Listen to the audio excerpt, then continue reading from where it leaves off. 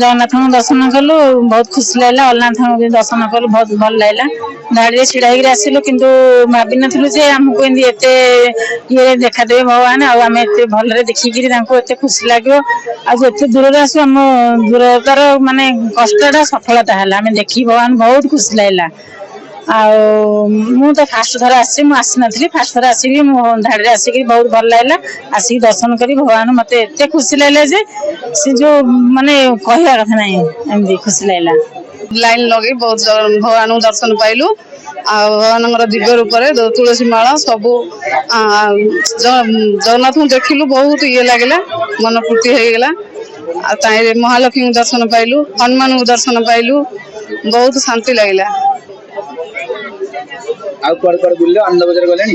बजार जाइनु बर्तमान जीवु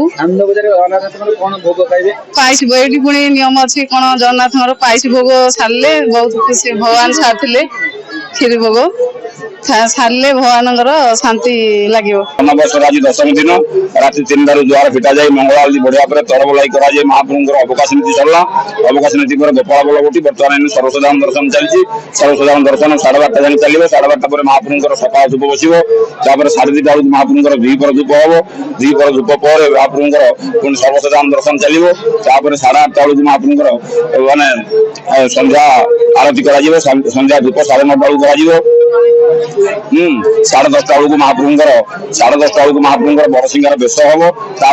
11 बड़सिंगार धूप हम 12 महाप्रभु पहड़ हे तेणु आज दशम दिन आज